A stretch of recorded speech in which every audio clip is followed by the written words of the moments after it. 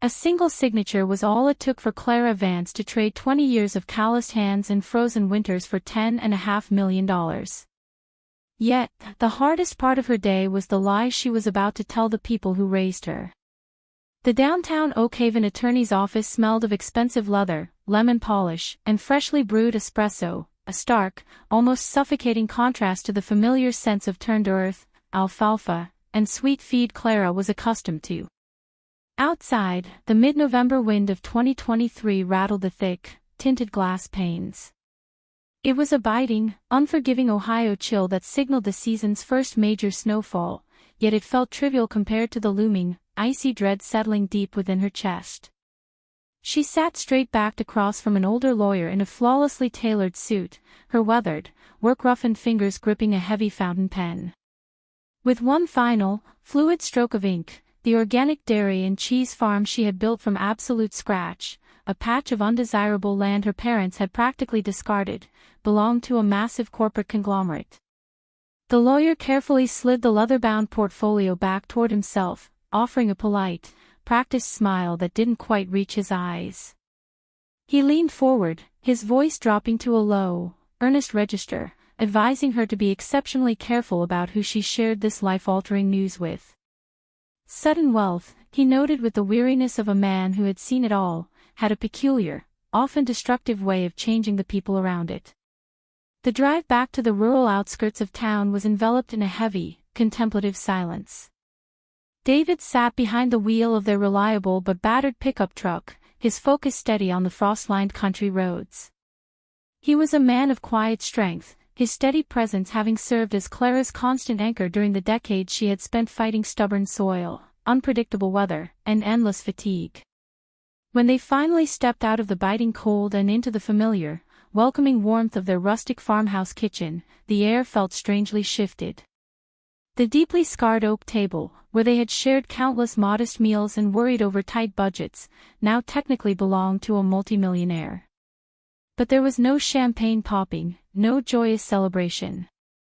David silently hung his heavy canvas coat on the wooden peg by the door, walked deliberately over to the kitchen counter, and picked up a worn yellow legal pad.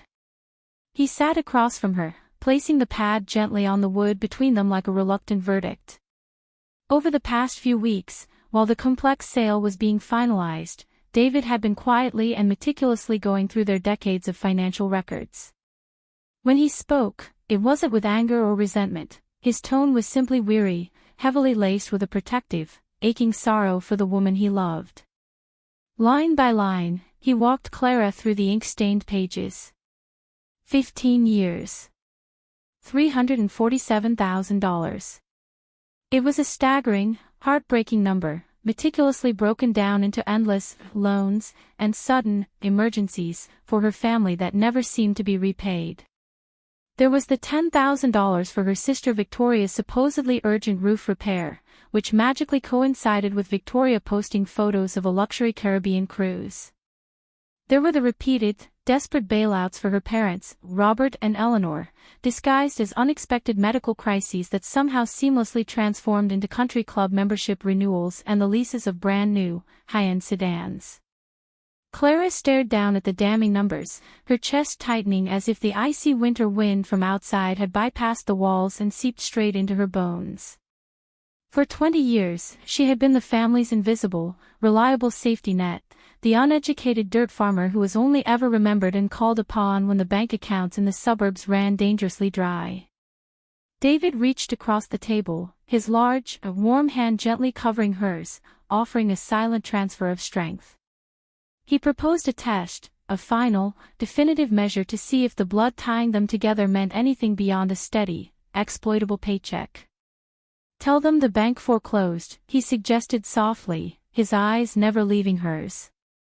"Tell them the farm is gone, that the debts were simply too high to manage, and wait to see who shows up to help."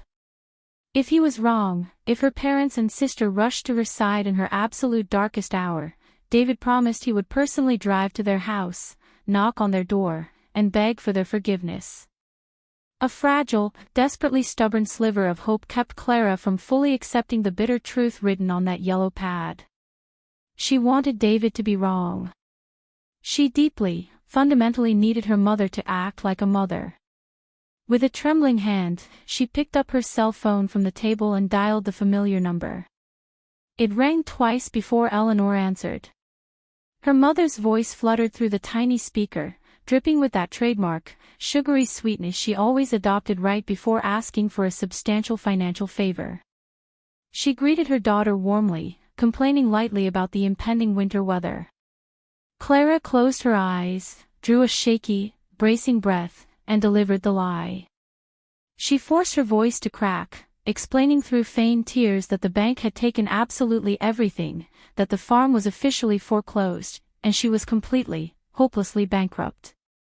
The reaction was as instantaneous as a door slamming shut.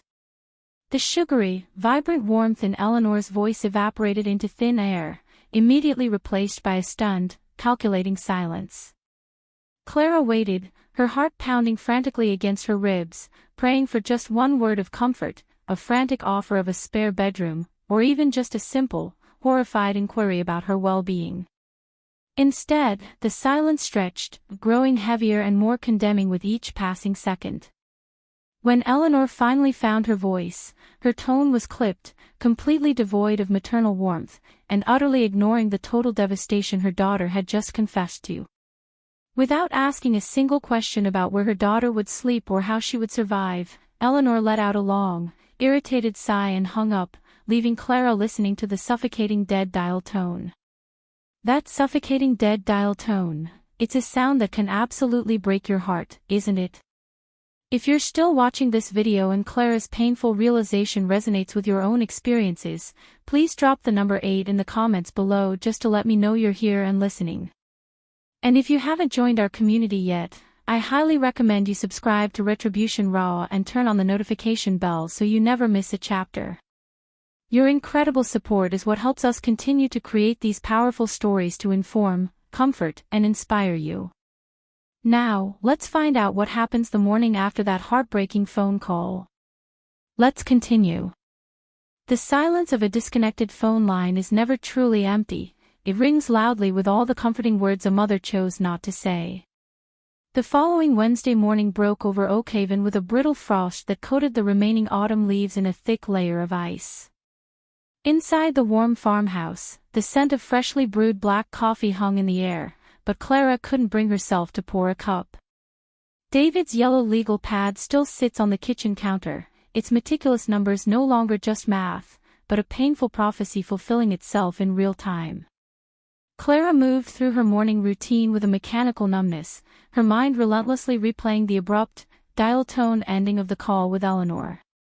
She desperately needed a reason to leave the quiet confines of the house, to prove to herself that the world hadn't actually stopped spinning just because the people she loved had let her fall. Pulling on her heavy wool coat, she drove her reliable pickup truck into town, the heater humming a low, steady rhythm against the freezing Ohio wind. Her destination was Patterson's Market, a local grocery staple with squeaky linoleum floors and aisles narrow enough that avoiding conversation was nearly impossible. She only needed a carton of eggs and a loaf of bread, but the mundane errand quickly morphed into a gauntlet of deeply uncomfortable social navigation. The harsh fluorescent lights of the market seemed to spotlight the pitying glances darting her way from behind the produce bins. Clara recognized several older, impeccably dressed women from the First Presbyterian Church congregation, their shopping carts lingering just a bit too long near the dairy section as she approached. The small talk was immediate, draped heavily in that specific, polite Midwestern concern that somehow cut far deeper than an outright insult. One woman, a longtime bridge partner of her mother, tilted her head sympathetically, patting Clara's rigid arm with gloved hands. She murmured in a hushed whisper about how terribly sorry they all were to hear the tragic news, and how unimaginably hard it must be to lose a lifetime of work after making such unfortunate, misguided decisions. Clara felt her stomach drop, a cold sweat prickling at the back of her neck. Eleanor hadn't just hung up the phone the night before, she had immediately gone to work controlling the town's narrative.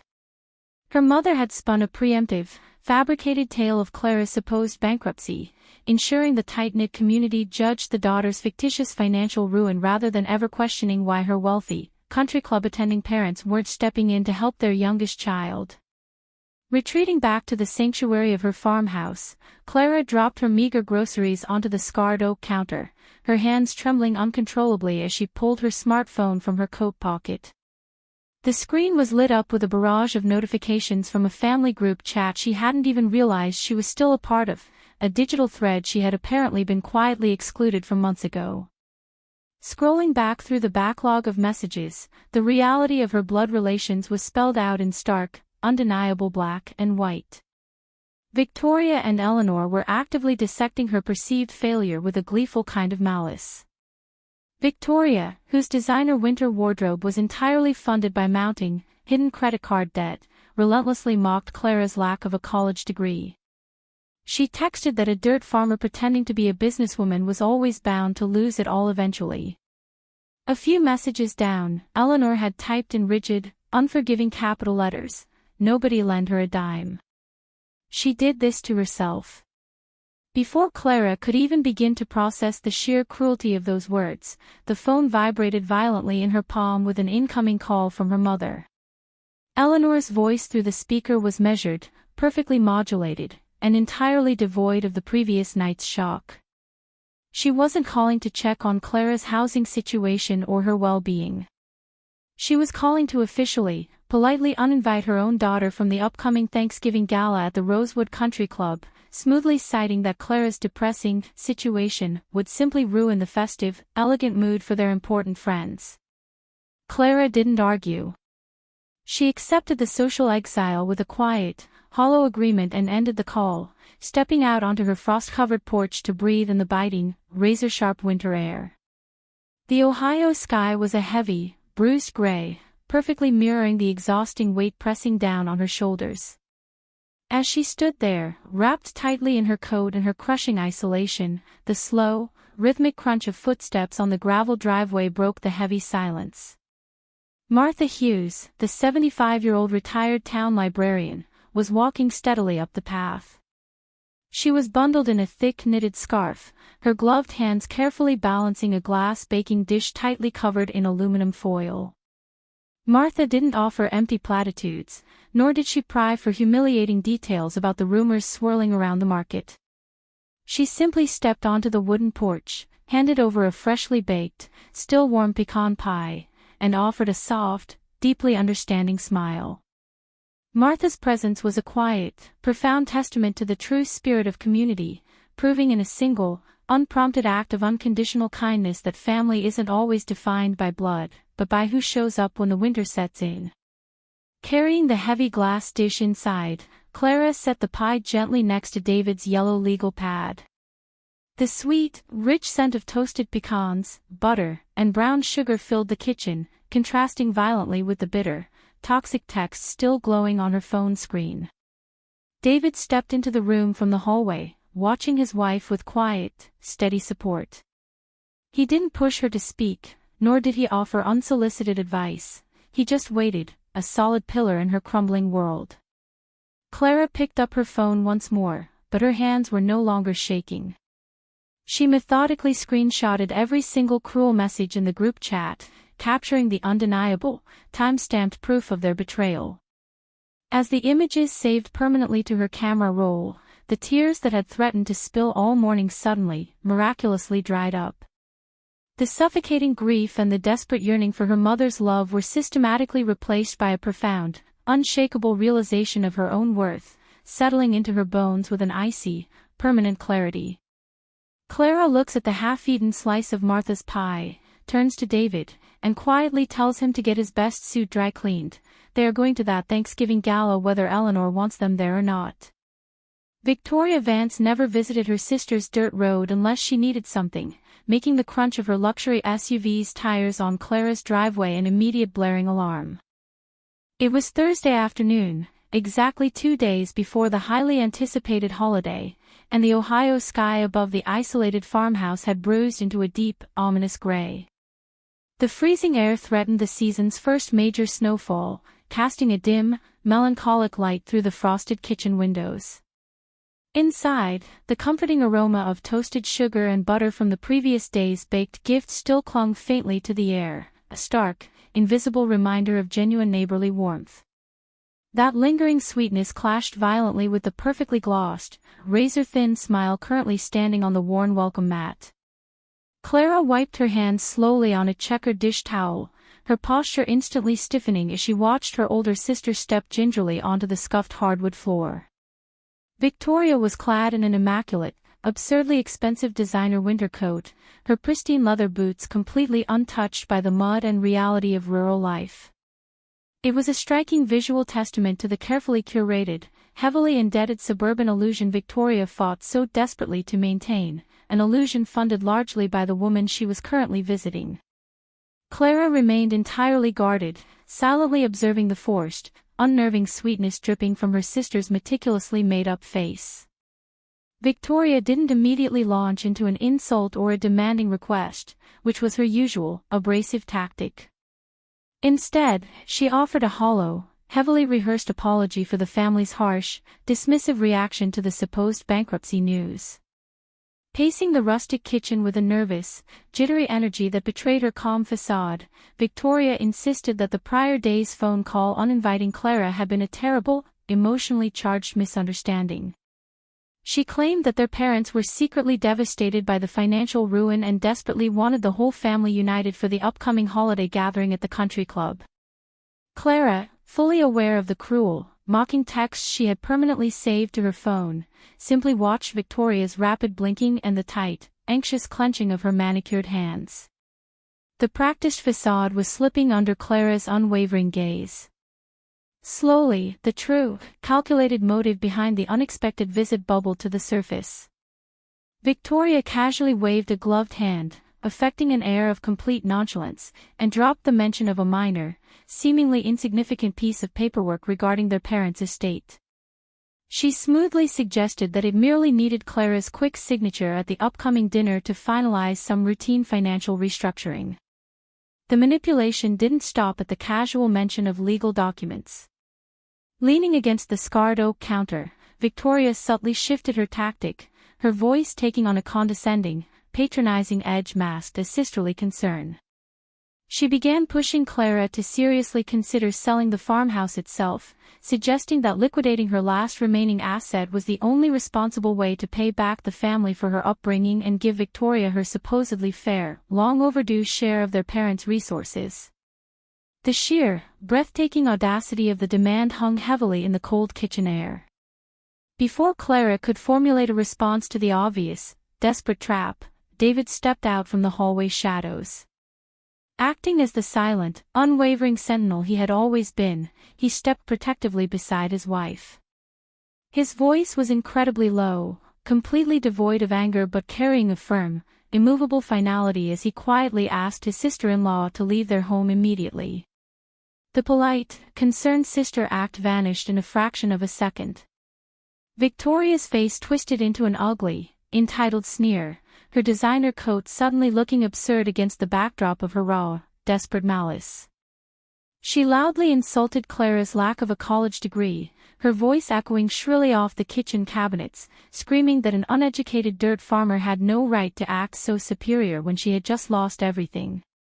In a final, flailing attempt to regain control of the narrative she was rapidly losing, Victoria spat out a wild, baseless accusation that Clara was deliberately hiding money from them, before turning on her pristine heels and storming out. The heavy wooden door slammed shut behind her, rattling the window panes and leaving behind a toxic, suffocating trail of entitlement that took several long minutes to fully dissipate. Once the heavy thrum of the luxury SUV's engine finally faded down the dirt road, the farmhouse settled back into a hollow, ringing silence. Clara sank heavily into a kitchen chair, needing to ground herself in something mundane to stop the residual shaking in her hands. She opened her laptop to search her crowded email inbox for a misplaced farm supply receipt, mindlessly scrolling through months of ignored, unread messages. Suddenly, her eyes snagged on a forwarded thread from her father, Robert, sent nearly 6 months ago. She had missed it entirely during the grueling, exhausting summer harvest season. Clicking it open, the blood instantly drained from her face, leaving her completely numb.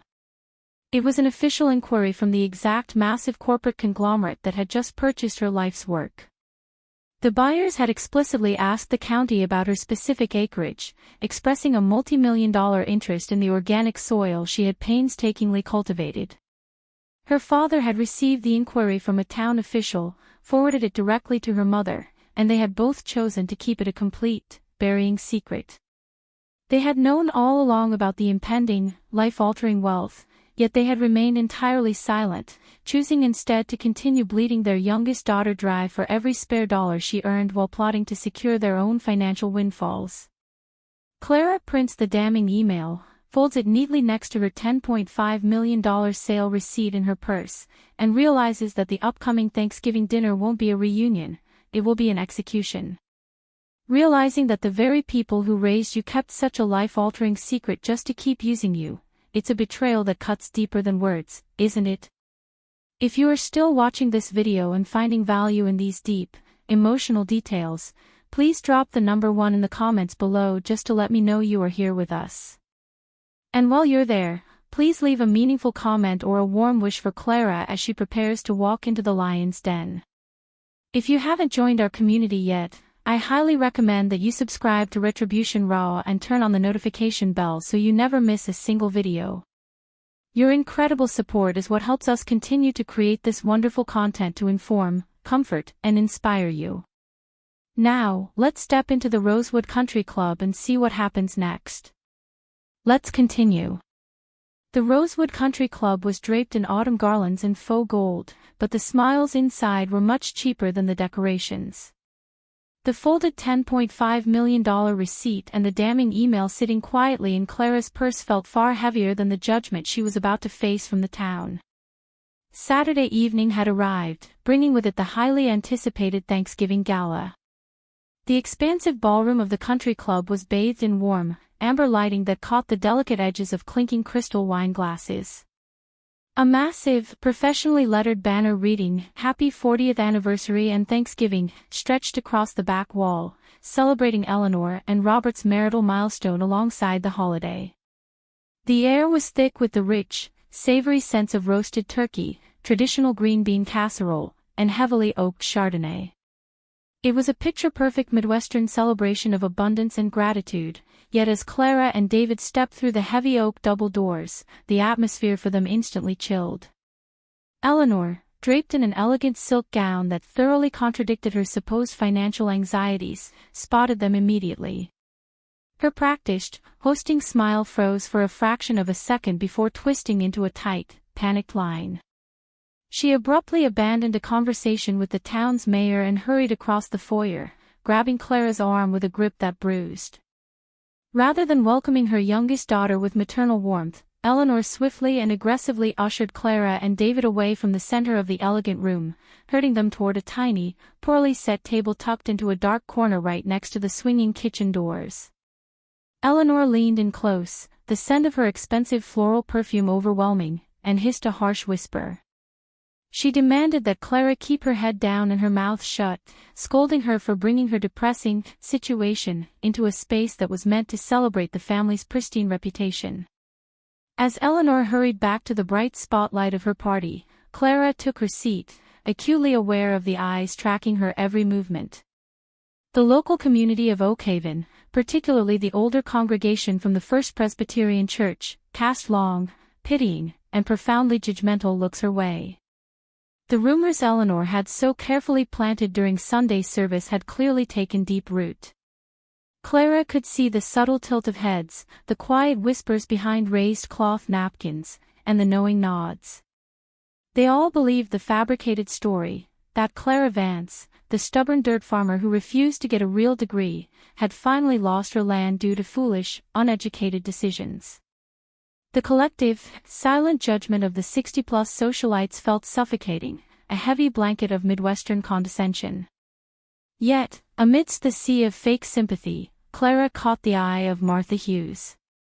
The retired librarian was seated prominently at a front table, completely ignoring the flowing gossip.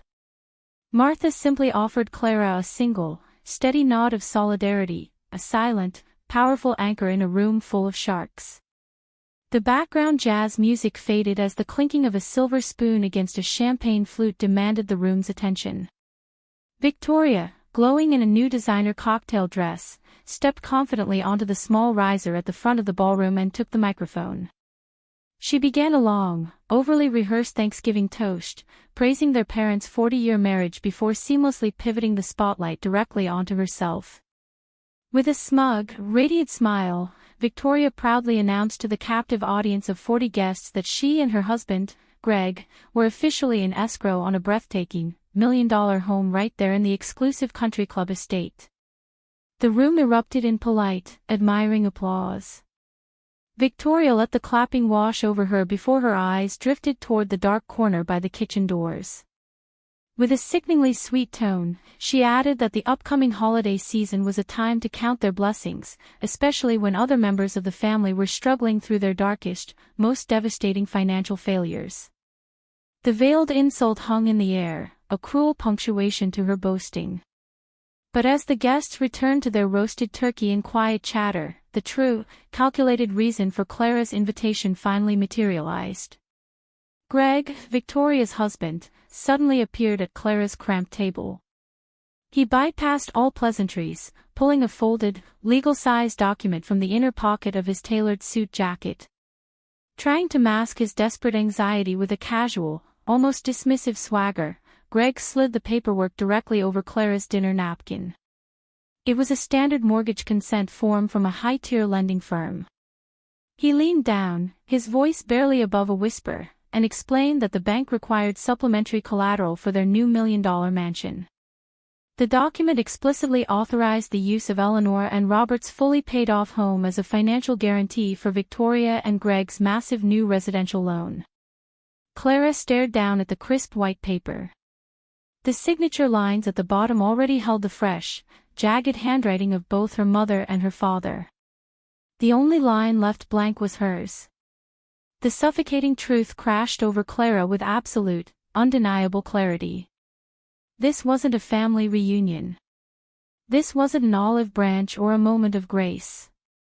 She hadn't been uninvited and then desperately reinvited because her parents missed her. She was sitting in this dark corner, enduring the town's humiliating gossip, simply because her sister needed her legal consent to gamble away their parents' only secure asset. They needed her signature to finance a fabricated, luxurious lifestyle they couldn't actually afford. David sat perfectly still beside her, his jaw locked tight, watching his wife process the ultimate betrayal. Greg pulled a sleek silver pen from his pocket and tapped it impatiently against the table, urging Clara to just sign the formality so they could all get back to enjoying the party. Clara slowly picks up the silver pen, but instead of signing away her parents' home, she sets it down and slides the paper right back across the crisp linen tablecloth. A single word of defiance in a room full of people expecting submission is louder than a thunderclap. The memory of Clara sleeping in a freezing trailer for 3 winters while her family vacationed in the Caribbean flashes through her mind as she finally stands her ground. "No," Clara said. Her voice wasn't raised, yet the single, quiet syllable carried across the crowded country club ballroom with devastating, absolute clarity. At her cramped table near the kitchen doors, Greg's smug, impatient smile vanished instantly. Across the room, Victoria froze mid-sip of her champagne, her perfectly manicured fingers tightening dangerously around the fragile crystal stem. The ambient, polite chatter of the 60-plus guests began to falter, head by head turning toward the dark corner where the supposed black sheep of the Vance family was suddenly disrupting the carefully curated Thanksgiving script. "What do you mean, no?" Victoria demanded, marching across the plush carpeting, her designer dress swishing aggressively around her ankles. "It's a simple formality, Clara. You just sign the paper so we can close on the house." Mom and Dad already agreed. Clara looked up at her older sister, her gaze incredibly steady and utterly devoid of the desperate, people-pleasing warmth she had carried for 2 decades. "I am not signing away Mom and Dad's house so you can finance a lifestyle you can't afford, Victoria. And I am certainly not doing it after you uninvited me to this dinner, only to drag me back here to use me as a human ATM." The collective gasp from the surrounding tables was audible. Eleanor rushed forward, her face flushed a deep, embarrassed crimson. She reached out to grab Clara's wrist, hissing frantically through gritted teeth for her daughter to stop making a humiliating public scene. But the dam had already broken. The polished, elegant facade Victoria had spent years building completely shattered under the weight of denial. Enraged by the public rejection, Victoria erupted, her voice escalating into a shrill, hysterical scream. "You are so incredibly selfish!" Victoria shrieked, no longer caring who heard her. "My entire life, I'm the one with the degree. I'm the one who built a real life. And you just dig in the dirt. You were only ever special to this family because you had money to hand out, and now that you're a bankrupt, uneducated failure, you're absolutely useless to us." A dead, horrifying silence fell over the 40 guests. Even the waitstaff froze in place with their trays. Victoria had just screamed the quiet, ugly truth out loud for the entire affluent congregation of the First Presbyterian Church to hear. Before Eleanor could desperately attempt to do damage control, the sharp scrape of a wooden chair against the floor echoed through the room. Martha Hughes stood up from her prominent table near the front. The retired 75-year-old librarian didn't need to shout to command absolute respect. She carried the moral weight of a woman who had spent her life serving the community. Martha fixed Eleanor and Victoria with a look of pure, unadulterated disgust. "Victoria," Martha's voice cut through the heavy air like a surgical blade. "You just told this entire room that your sister only had value when she had money. Did you even hear yourself?" Martha then turned her piercing gaze directly to Eleanor. "And you, Eleanor. Everyone in this town has watched you bleed Clara dry for 20 years while she patched her tractor with baling wire and you drove new luxury cars. Do not stand there and pretend this dinner was ever about family." A low murmur ran through the affluent crowd. The tables had turned. The pitying looks the community had been giving Clara all evening instantly morphed into expressions of shock and deep disdain directed entirely at Eleanor and Robert. Clara didn't let the moment pass. She pushed her chair back and stood up, smoothing the front of her modest dress. She didn't look broken or defeated. She looked entirely liberated. "I'm not bankrupt," Clara announced. Her voice was calm, ringing clear over the hushed whispers of the ballroom. She reached into her purse and pulled out the folded, heavy stock paper she had carried for 3 agonizing weeks. With deliberate slowness, she unfolded the official sale receipt and laid it flat on the crisp white tablecloth for Greg, Victoria, and her parents to see. "I sold my farm to the corporate conglomerate last Tuesday. For $10.5 million. Eleanor's face drained of all color, turning an ashen, sickly white. Victoria stared at the paper, her mouth opening and closing without a single sound, the astronomical number completely short-circuiting her brain. The revelation hit the room like a physical shockwave. The supposed failure, the dirt farmer they had all been pitying and mocking, was quietly standing there as the wealthiest person in the building. "David told me to tell you I lost everything," Clara continued, her eyes locking onto her mother's terrified face. "Not to trick you. Just to see what you would do. And within 24 hours, you proved him right. You abandoned me. You mocked me. You barred me from this room until you needed my signature for a loan." Clara then turned to her father, Robert, who was standing frozen by the dessert table. She pulled her phone from her pocket, the screen brightly displaying the forwarded email from the county official. "And that's not the worst part. 6 months ago, Dad, you got an email saying a massive corporation wanted my specific acreage. You forwarded it to Mom. You both knew I was sitting on millions, and you deliberately hid it from me so you could keep crying poor and draining my bank accounts before I realized what I had." Robert looked down at the floral carpet, his silence a damning, cowardly confession. Clara let out a long, shuddering breath, the toxic weight of 20 years finally, permanently lifting from her shoulders. "I came here tonight hoping I was wrong. Hoping that maybe, beneath the greed, you actually loved me. But I see it clearly now. She looked at her parents and her sister one last time, her voice carrying absolute finality. "Starting tonight, none of you will ever receive another dime from me. Because I finally understand that I can no longer buy what was never for sale." Clara and David turn their backs and walk out into the cold Ohio night, leaving the shattered facade of their greedy family in absolute, stunned silence. Setting a boundary doesn't just build a wall against the people who hurt you, it builds a foundation for the life you finally deserve. 6 months had quietly slipped away since the explosive Thanksgiving Gala, and the harsh, biting winter of Oakhaven had finally surrendered to the gentle, blooming spring of Cedar County. 30 miles east of the suffocating judgment of the country club, Clara and David had found their true sanctuary. Their new, modest 200-acre farm was a profound testament to patience and honest labor, featuring rolling hills of clay loam, a pristine spring-fed creek, a small orchard of young apple trees, and a vibrant roadside produce stand where neighbors actually stopped to chat, not to judge. Back in Oakhaven, the consequences of that November night had settled like heavy, unshakable dust. Without Clara's crucial signature, Victoria and Greg's massive loan application had been swiftly and unceremoniously rejected. Their non-refundable deposit evaporated, their country club dreams shattered, and the humiliating reality of their insurmountable credit card debt became the town's newest, favorite topic of whispered conversation. Eleanor and Robert fared no better. The affluent congregation at the First Presbyterian Church, having witnessed the undeniable, ruthless depth of their greed, quietly but firmly ostracized them. There were no more saved seats in the Sunday pews, no more warm invitations to exclusive bridge games. The parents who had sacrificed their daughter for social standing ended up entirely losing the very community they had tried so desperately to impress. Clara felt no vindictive joy in their downfall, only a profound, deeply settling peace.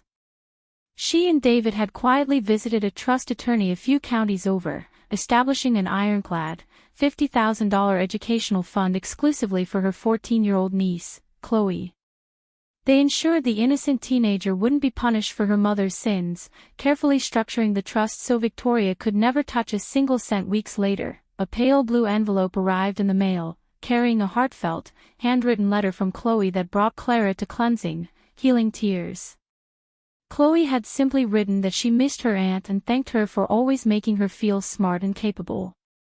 It was a pure, uncalculated connection, completely untainted by the toxic financial demands of the past. Clara's new life was steadily filled with these quiet, genuine moments of grace. Every Saturday, the familiar crunch of gravel on the driveway signaled Martha Hughes's arrival. The retired librarian would step out of her reliable sedan, carrying a fresh baked good, and sit on the newly built wooden porch. They shared iced tea and talked about simple, uncomplicated things while the warm spring breeze rustled through the orchard. Martha remained the living embodiment of unconditional kindness, a constant, comforting reminder that the family you choose is often far stronger and far kinder than the one you happen to inherit. The ultimate test of Clara's new boundaries arrived late one Tuesday evening, disguised as a frantic text message from Eleanor claiming a sudden, severe medical emergency that required immediate financial assistance. For a fleeting heartbeat, the old, conditioned panic, the deep-seated instinct of the dutiful, unappreciated daughter, flared in Clara's chest. She remembered the freezing nights in the trailer years ago, yearning desperately for her mother's warmth and approval. But the healing of the past 6 months held strong, anchoring her like the deep roots of the ancient oak trees on her new land. Instead of rushing to her car or frantically transferring funds, Clara calmly called the local county hospital, simply verifying that her mother was not, and had not been, admitted. She set the phone face down on her wooden nightstand, feeling an absolute, overwhelming absence of guilt. There was no reply, no argument, just a quiet, dignified refusal to engage with the manipulation ever again. When we bravely let go of the heavy burden of judgment and the desperate need to purchase affection from those who cannot truly love us, we finally open the door to genuine compassion and unshakable inner peace. Have you ever felt the incredible, soaring lightness of finally walking away from a relationship that only weighed you down? Sometimes, the most profound act of self-care is simply saying no. Perhaps a simple, unconditional act of kindness to a neighbor today, a shared cup of coffee, a listening ear without judgment, can kindle a heart that has grown cold from years of taking. Looking out over her own land with a warm cup of coffee in hand, Clara takes a deep breath, finally free, owing no one a single dime or an explanation. Hello again, friends. It's been quite a journey with Clara, hasn't it?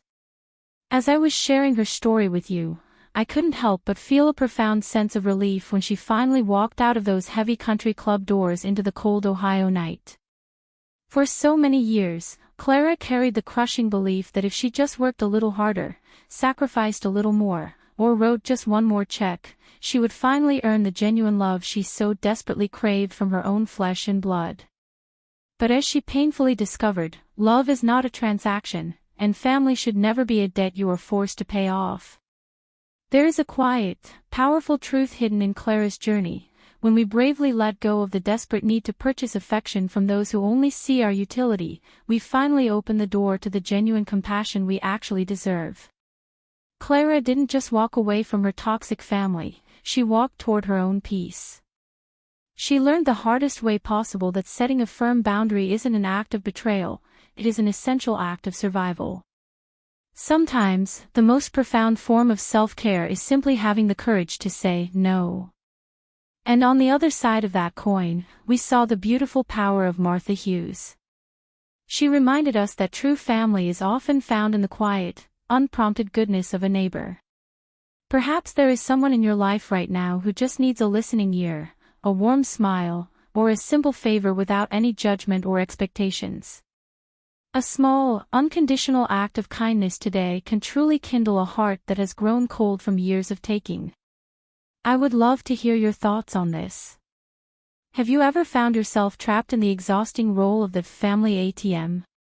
Or perhaps you've had to make the incredibly difficult, heartbreaking choice to set a hard boundary with someone you love to protect your own peace. Please, share your experiences in the comments below. We read every single one, and your courage in sharing might be the exact comfort someone else needs to hear today. If Clara's journey resonated with your heart, please take a moment to gently tap the like button and subscribe to Retribution Raw. We have so many more stories to share with you, real, raw, and full of the hard-earned lessons that life teaches us along the way.